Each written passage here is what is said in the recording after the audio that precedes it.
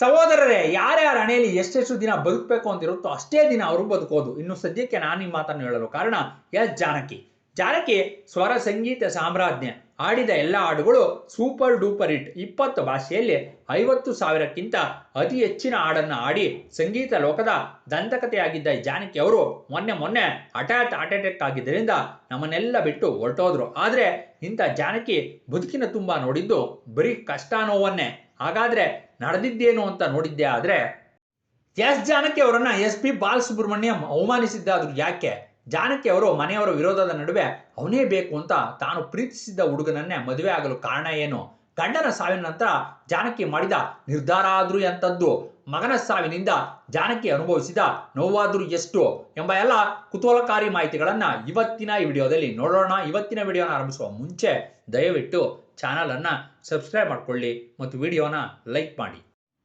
Sister Shri Ramamurthy Janaki alias Janaki ಈಕೆ 1938 April 23ರಂದು Andhra ಪ್ರದೇಶದ ಗುಂಟೂರು ಜಿಲ್ಲೆ ಪಟ್ಲಪಲ್ಲಿ ಗ್ರಾಮದಲ್ಲಿನ ಒಂದು ಬಡ ಮಧ್ಯಮ ವರ್ಗದ ಕುಟುಂಬದಲ್ಲಿ ಜನಿಸಿದ್ರು. ತಂದೆ ಶ್ರೀ ರಾಮಮೂರ್ತಿ, ತಾಯಿ ಜಾನಕಿ.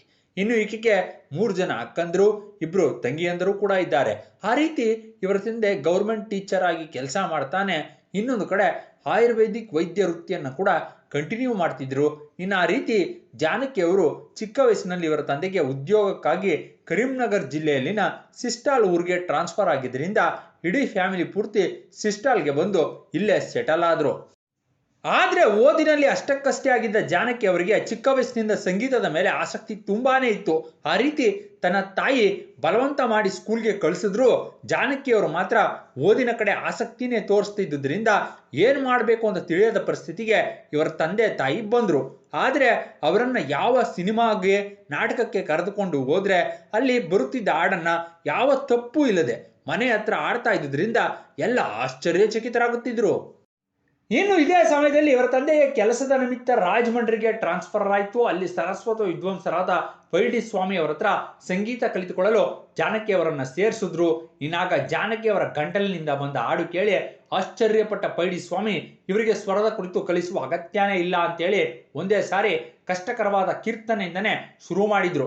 ಇನ್ನು ಆ ರೀತಿ ಒಂದು ಕಡೆ ಸಂಗೀತನ ಕಲಿತುಕೊಳ್ಳುತ್ತಾನೆ, ಇನ್ನೊಂದು ಕಡೆ ಜಾನಕಿ ಅವರು ಅನೇಕ ಪ್ರೋಗ್ರಾಮ್ಗಳಲ್ಲಿ ಆಡಿ ಪ್ರೈಸ್ನ ಗೆಲ್ತಾ ಇದ್ರು. ಇನ್ನು ಈ ಸಮಯದಲ್ಲೇ ಈಕೆ ಅಕ್ಕನಿಗೆ ಹೈದರಾಬಾದ್ನಲ್ಲಿ ಮ್ಯೂಸಿಕ್ ಟೀಚರ್ ಆಗಿ ಗೌರ್ಮೆಂಟ್ ಜಾಬ್ ಮಾಡುತ್ತಿದ್ದ ಉರಿಮಲೈ ನರಸಿಂಹರಾವ್ ಅವ್ರ ಜೊತೆ ಸಂಬಂಧ ಬಂದು ತನ್ನ ತಂದೆ ತನಗಿದ್ದ 6 ಜನ ಹೆಣ್ಣು ಮಕ್ಕಳ ಬಾಧ್ಯತೆಯನ್ನು ಎಷ್ಟು ಬೇಗ ಆಗುತ್ತೋ ಅಷ್ಟು ಬೇಗ ಬಿಡಿಸಿಕೊಳ್ಳಬೇಕು ಅಂತ ತನ್ನ 2 ಹೆಣ್ಣು ಮಕ್ಕಳನ್ನ ಅವ್ರಿಗೆ ಕೊಟ್ಟು ಮದುವೆ ಮಾಡಿದ್ರಿಂದ ಇವರ ಅಕ್ಕಂದಿರು ಹೈದರಾಬಾದ್ಗೆ ಹೋಗಿ ಸೆಟಲ್ ಆದ್ರು.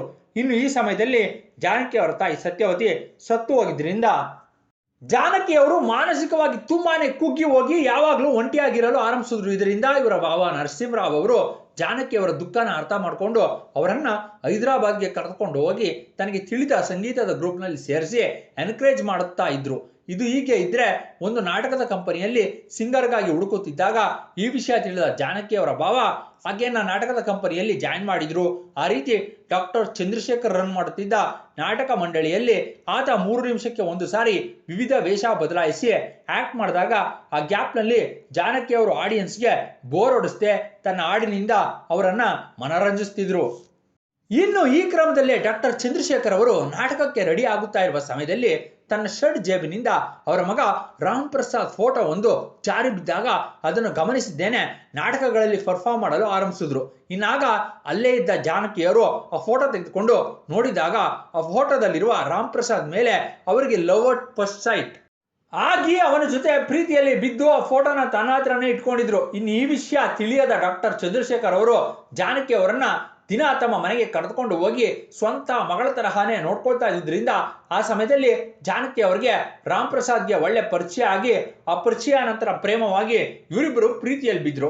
ಆ ರೀತಿ ಈ ವಿಷಯ ತಿಳಿಯದ ಡಾಕ್ಟರ್ ಚಂದ್ರಶೇಖರ್ ಅವರು ತನ್ನ ಮಗನಿಗೆ ಮದುವೆ ಮಾಡಬೇಕು ಅಂತ ಸಂಬಂಧನ ಹುಡುಕುತ್ತಿದ್ರೆ ಇವರಿಬ್ರು ಹೇಗಾದ್ರೂ ಆ ಮದುವೆನ ಕ್ಯಾನ್ಸಲ್ ಮಾಡಬೇಕು ಅಂತ ನೋಡ್ತಾ ಇದ್ರು. ಆದ್ರೆ ಈ ರೀತಿ ಇದ್ರೆ ಬಹಳ ದಿನ ನಡೆಯಲ್ಲ ಅಂತ ರಾಮ್ ಪ್ರಸಾದ್ ಅವರು ಧೈರ್ಯ ಮಾಡಿ ತನ್ನ ತಂದೆಗೆ ತನ್ನ ಪ್ರೀತಿ ಕುರಿತು ಹೇಳಿದಾಗ ಮೊದಲಿಗೆ ಚಂದ್ರಶೇಖರ್ ಅವರು ಒಪ್ಪಲಿಲ್ಲ. ಆದ್ರೆ ಮಗ ಮದುವೆ ಅಂತ ಆದ್ರೆ ಅದು ಜಾನಕಿ ಅವರನ್ನೇ ಅಂತ ಹೇಳಿದಾಗ ಅವ್ರಿಗೆ ಬೇರೆ ದಾರಿ ಇಲ್ಲದೆ ಅದಕ್ಕೆ ಒಪ್ಕೊಂಡ್ರು. ಆ ರೀತಿ 1956ರಲ್ಲಿ ಸಿಂಪಲ್ ಆಗಿ ಮದುವೆ ಆಗಿ ಇವರಿಬ್ರು ಒಂದಾದ್ರು. ಇನ್ನು ಈ ರೀತಿ ಮದುವೆ ಆದ ನಂತರ ನೆಲ್ಲೂರಿನಲ್ಲಿ ಅತ್ತೆ ಮನೆಗೆ ಕಾಲಿಟ್ಟ ಜಾನಕಿ ಅವರಿಗೆ ಅವರ ಗಂಡ ರಾಮ್ ಪ್ರಸಾದ್ ನಾಟಕದಲ್ಲಿ ಮಾತ್ರ ಅಲ್ಲ ಸಿನಿಮಾದಲ್ಲೂ ಆಡುವಂತ ಪ್ರೋತ್ಸಾಹಿಸಿದ್ರಿಂದ ಆಕೆ ಅತ್ತೆ ಮತ್ತು ಮಾವ ಇಬ್ಬರ ಸಪೋರ್ಟ್ ಮಾಡಿದ್ರಿಂದ ಜಾನಕಿ ಅವರು ಸಿನಿಮಾದಲ್ಲಿ ಪ್ರಯತ್ನಿಸಲು ಆರಂಭಿಸಿದ್ರು. ಆಗ AVM ಸ್ಟುಡಿಯೋದವರು ಹೊಸ ಸಿಂಗರ್ಗಾಗಿ ಆಡಿಷನ್ ಇಟ್ಕೊಂಡಿದ್ರು. ಈ ವಿಷಯ ಜಾನಕಿ ತಿಳಿದು ಅದರಲ್ಲಿ ಪಾಲ್ಗೊಂಡಾಗ ಈಕೆ ವಾಯ್ಸ್ ಕೇಳಿದ AV ಮಯ್ಯಪ್ಪನ್ ಜಾನಕಿ ಅವರನ್ನ ಸ್ಟುಡಿಯೋದಲ್ಲಿ ಪರ್ಮನೆಂಟ್ ಸಿಂಗರ್ ಆಗಿ ಫಿಕ್ಸ್ ಮಾಡಿದ್ರು. ಆ ರೀತಿ ಮೊದಲಿಗೆ ವಿದಿಯನ್ ವಿಲಯಾಟೈ ಎಂಬ ತಮಿಳು ಸಿನಿಮಾದಲ್ಲಿ ಒಂದು ಹಾಡನ್ನು ಹೇಳುವ ಮೂಲಕ ತನ್ನ ಸಿನಿ ಪ್ರಪಂಚಕ್ಕೆ ಕಾಲಿಟ್ರು. ಇನ್ನು ಈ ಸಿನಿಮಾ ರಿಲೀಸ್ ಆಗುವ ಮುಂಚೆನೆ ತೆಲುಗಿನಲ್ಲಿ MLA ಅನ್ನೋ ಸಿನಿಮಾ ಮೂಲಕ ತೆಲುಗು ಜನರಿಗೆ ಹತ್ರ ಆದ್ರು. ಆ ರೀತಿ ಎರಡೂ ಸಿನಿಮಾಗಳು ನಂತರ ರಿಲೀಸ್ ಆಗಿ ಹಿಟ್ಟಾಗಿದ್ರಿಂದ ಇವ್ರ ವಾಯ್ಸ್ಗೆ ಒಳ್ಳೆ ಗೌರವ ಸಿಕ್ಕಿದ್ರಿಂದ ಆಗಿನಿಂದ ಇವ್ರಿಗೆ ಅವಕಾಶಗಳು ಹುಡುಕಿಕೊಂಡು ಬಂದ್ವು. ಇನ್ನು ಈ ಸಮಯದಲ್ಲಿ ರಾಮ್ ಪ್ರಸಾದ್ ಮತ್ತು ಜಾನಕಿ ಅವರ ಅನ್ಯೋನ್ಯ ಸಂಸಾರಕ್ಕೆ ಗುರುತಾಗಿ ಮುರಳೀಕೃಷ್ಣ ಎಂಬ ಗಂಡು ಮಗ ಜನಿಸಿದ. ಇನ್ನು ಆ ಮಗನ ಬಾಧ್ಯತೆಯನ್ನ ನಂತರ ತನ್ನ ಅತ್ತೆ ಮಾವಂದಿರಿಗೆ ಕೊಟ್ಟು AV ಮಯ್ಯಪ್ಪನ್ ಸಪೋರ್ಟ್ ನಿಂದ ಸಿನಿಮಾದಲ್ಲಿ ಹಾಡು ಹೇಳುತ್ತಾ ಕೆಲವೇ ದಿನದಲ್ಲಿ ಸ್ಟಾರ್ ಸಿಂಗರ್ ಆದ್ರು. ಈ ರೀತಿ ಈಕೆ ಕನ್ನಡ, ಮಲಯಾಳಂ, ತೆಲುಗು, ತಮಿಳು, ಇಂಗ್ಲಿಷು, ಜಪಾನೀಸು, ಜರ್ಮನಿ ಅಂತ 20ಕ್ಕೂ ಅತಿ ಹೆಚ್ಚಿನ ಭಾಷೆಗಳಲ್ಲಿ 50,000 ಸಾಂಗ್ಗಳನ್ನು ಹಾಡಿ ರೆಕಾರ್ಡ್ ಮಾಡಿದ್ರು. ಇನ್ನು ಕನ್ನಡದಲ್ಲಂತೂ ರಾಜ್ಕುಮಾರ್ ಅವರ ಎಲ್ಲಾ ಸಿನಿಮಾಗಳಿಗೂ ಆಡ್ತಾ ಇದ್ದದ್ದು ಜಾನಕಿ ಅವರೇ.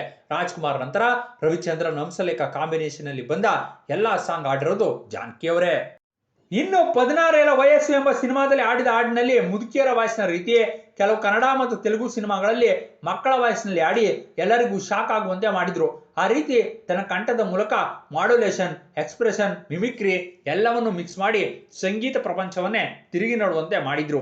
ಆ ರೀತಿ ಈಕೆ MS Vishwanath, KV Madhavan, ಇಳಿಯರಾಜ್, Hamsalekha, AR Rahman, Devishree Prasad ಹೀಗೆ 5 ಜನರೇಷನ್ ಕವರ್ ಮಾಡುತ್ತಾ ತುಂಬಾನೇ ಹಾಡುಗಳನ್ನ PB ಶ್ರೀನಿವಾಸ್ ಮತ್ತು SP ಬಾಲು ಜೊತೆನೆ ಆಡಿರುವುದು ವಿಶೇಷ. ಈಕೆಗೆ ಸಂಗೀತದ ಮೇಲೆ ಇದ್ದ ಹಿಡಿತದಿಂದ ಮ್ಯೂಸಿಕ್ ಡೈರೆಕ್ಟರ್ ಆಗಬೇಕು ಅಂತ ಟ್ರೈ ಮಾಡಿದಾಗ ರಾಮೋಜಿ ರಾವ್ ಅವರು ಜಾನಕಿಗೆ ಸಪೋರ್ಟ್ ಮಾಡುತ್ತಾ ಮೌನ ಹೋರಾಟಂ ಎಂಬ ಸಿನಿಮಾದಲ್ಲಿ ಅವಕಾಶ ಮಾಡಿಕೊಟ್ರು. ಇನ್ನು ಈ ಕ್ರಮದಲ್ಲಿ ಆಡುತ್ತಾನೆ ಜಾನಕಿ ಅವರಿಗೆ ಶ್ವಾಸಕೋಶದ ತೊಂದರೆ ಆಗಿ ಇನ್ಫೆಕ್ಷನ್ ಆಗಿದ್ರಿಂದ ಡಾಕ್ಟರ್ಗಳು ಇನ್ಮೇಲೆ ನೀವು ಆಡಬೇಡಿ ಅಂತ ಎಚ್ಚರಿಸಿದ್ರು.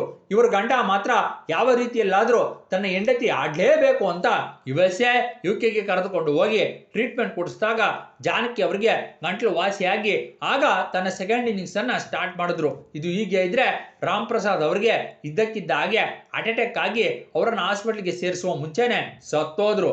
ಇದರಿಂದ ಅಲ್ಲಿವರೆಗೆ 700 ಗ್ರಾಂ ಚಿನ್ನ, ಬಣ್ಣ ಬಣ್ಣದ ಸೀರೆ, ಮಲ್ಲಿಗೆ ಹೂವು, ದೊಡ್ಡ ಕುಂಕುಮ ಅಂತ ಇಟ್ಕೋತಿದ್ದ ಜಾನಕಿ ಗಂಡನ ಸಾವಿನಿಂದ ಆ ಅಲಂಕಾರನ ತ್ಯಾಗ ಮಾಡಿ ಬಿಳಿ ಸೀರೆ, ಹಣೆಗೆ ವಿಭೂತಿ ಹಾಕಲು ಆರಂಭಿಸಿದ್ರು. ಆ ರೀತಿ ತನ್ನ ಗಂಡನ ಸಾವಿನಿಂದ ಸಿನಿಮಾಗಳಿಗೆ ಸ್ವಲ್ಪ ಬ್ರೇಕ್ ಕೊಟ್ಟು ಜಾನಕಿ ತನ್ನ ಮಗನ ಕೆರಿಯರ್ ಮೇಲೆ ದೃಷ್ಟಿ ಇಟ್ರು. ತನ್ನ ಸಿಂಗಿಂಗ್ ವಾರಸುದಾರನಾಗಿ ಅವನನ್ನ ಕರೆದುಕೊಂಡು ಬರಬೇಕು ಅಂತ ಅಂದ್ಕೊಂಡ್ರು. ಆ ರೀತಿ ಕೆಲವು ಹಾಡುಗಳನ್ನ ಅವನ ಕೈಲಿ ಆಡಿಸಿದ್ರು. ಅವು ಅಷ್ಟೇನು ಸಕ್ಸಸ್ ಆಗದೆ ಇದ್ದುದರಿಂದ ಅವನ ಕೈಯಲ್ಲಿ ಆಡಿಯೋ ಬಿಸ್ನೆಸ್ ಜೊತೆ ಕ್ಲಾಸಿಕಲ್ ಡ್ಯಾನ್ಸ್ ಸಿಂಗಿಂಗ್ ಸ್ಕೂಲ್ ಅನ್ನ ಆರಂಭಿಸಿ ಆ ಬಾಧ್ಯತೆಯನ್ನ ಅವನಿಗೆ ಕೊಟ್ರು. ಇನ್ನು ಆ ರೀತಿ ಅವನು ರನ್ ಮಾಡುತ್ತಿದ್ದ ಡ್ಯಾನ್ಸ್ ಸ್ಕೂಲ್ನಲ್ಲಿ ಟೀಚರ್ ಆಗಿ ಕೆಲಸ ಮಾಡುತ್ತಿದ್ದ ಉಮಾ ಎಂಬ ಕ್ಲಾಸಿಕಲ್ ಡ್ಯಾನ್ಸರ್ ಜೊತೆ ಅವರಿಗೆ ಒಳ್ಳೆ ಪರಿಚಯ ಆಗಿ ಆ ಪರಿಚಯ ಸ್ವಲ್ಪ ನಿಧಾನವಾಗಿ ಸಂಬಂಧವಾಗಿ ಅವರಿಬ್ಬರು ಪ್ರೀತಿಯಲ್ಲಿ ಬಿದ್ದರು. ಇನ್ನು ಈ ವಿಷಯ ನಂತರ ಜಾನಕಿಗೆ ಮುಂದೆ ತಿಳಿದು ಅವರಿಗೆ ಮದುವೆ ಮಾಡಿದಾಗ ಇವರ ಅನ್ಯೋನ್ಯ ಸಂಸಾರಕ್ಕೆ ಗುರುತಾಗಿ ಇಬ್ರು ಹೆಣ್ಣು ಮಕ್ಕಳು ಜನಿಸಿದ್ರು.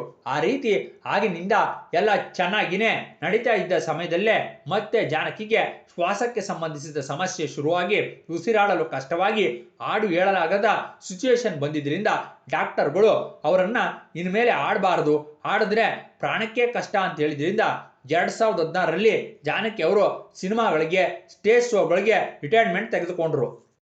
ಆ ರೀತಿ ಇವರಿಗೆ 2019ರಲ್ಲಿ ಸರ್ಜರಿ ಆಗಿದ್ದರಿಂದ ಆಗಿನಿಂದ ಮಗನ ಹತ್ರನೇ ಇದ್ಕೊಂಡು ಬಂದ್ರು.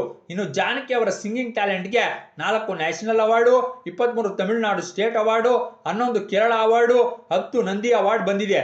ಕೇಂದ್ರ ಸರ್ಕಾರ ಅಂತೂ ಇವರ ಸೇವೆಗೆ ಪದ್ಮಭೂಷಣ ಅವಾರ್ಡ್ನ ಅನೌನ್ಸ್ ಮಾಡಿದಾಗ ಜಾನಕಿ ಅವರು ಅದನ್ನ ತಿರಸ್ಕರಿಸಿದ್ರು. ಇನ್ನು ಇದೇ ವಿಷಯದ ಬಗ್ಗೆ ನಂತರ ಜಾನಕಿ ಅವರು ಒಂದು ಇಂಟರ್ವ್ಯೂನಲ್ಲಿ ಮಾತನಾಡುತ್ತಾ ಕೇಂದ್ರ ಸರ್ಕಾರ ದಕ್ಷಿಣ ಭಾರತದ ಕಲಾವಿದರನ್ನ ಸಣ್ಣ ದೃಷ್ಟಿಯಿಂದ ನೋಡುತ್ತೆ. ನಿಜವಾಗ್ಲೂ ನನಗೆ ಅವಾರ್ಡ್ ಕೊಡಬೇಕು ಅಂದ್ರೆ ಭಾರತ ರತ್ನ ಕೊಡ್ಲಿ, ಪದ್ಮ ಅವಾರ್ಡ್ಗಳು ನನಗೆ ಬೇಕಾಗಿಲ್ಲ ಅಂತ ಹೇಳಿದಾಗ ಈ ನ್ಯೂಸು ಆ ಸಮಯದಲ್ಲಿ ಎಲ್ಲ ಕಡೆ ವೈರಲ್ ಆಗಿತ್ತು. ಇನ್ನು ಇದು ಹೀಗೆ ಇದ್ರೆ ಇವರ ಮಗ ಮುರಳೀಕೃಷ್ಣನಿಗೆ ಶ್ವಾಸಕೋಶಕ್ಕೆ ಸಂಬಂಧಿಸಿದ ಸಮಸ್ಯೆ ಬಂದು ಅದಕ್ಕೆ ಟ್ರೀಟ್ಮೆಂಟ್ ತೆಗೆದುಕೊಂಡ್ರು. 2026 ಜನವರಿಯಲ್ಲಿ ಹಾರ್ಟ್ ಅಟ್ಯಾಕ್ ಆಗಿ ಮೈಸೂರಿನಲ್ಲಿ ತನ್ನ 65ನೇ ವರ್ಷಕ್ಕೆ ಸತ್ತೋದ. ಆ ರೀತಿ ಒಬ್ಬನೇ ಮಗ ಸತ್ತಿದ್ರಿಂದ ಕುಗ್ಗಿ ಹೋದ ಜಾನಕಿ ಅವರು ಆಗಿನಿಂದ ಮಂಚಕ್ಕೆ ಸೀಮಿತ ಆದರು. ಜಾನಕಿ ಇನ್ನು 20 ಭಾಷೆಯಲ್ಲಿ 50,000ಕ್ಕಿಂತ ಹೆಚ್ಚಿನ ಹಾಡನ್ನು ಹಾಡಿ 600 ಕೋಟಿಗಿಂತ ಅತಿ ಹೆಚ್ಚಿನ ನೆಟ್ವರ್ತ್ ಅನ್ನ ಇಟ್ಟುಕೊಂಡಿರುವ ಜಾನಕಿ ಅವರು ತನ್ನ ಸಂಪೂರ್ಣ ಸಂಪಾದನೆ ಆಸ್ತಿಯನ್ನೆಲ್ಲ ತನ್ನ 2 ಮೊಮ್ಮಕ್ಕಳ ಹೆಸರಿನಲ್ಲಿ ಬರೆದಿದ್ದಾರೆ ಅಂತ ತಿಳಿದು ಬಂದಿದೆ.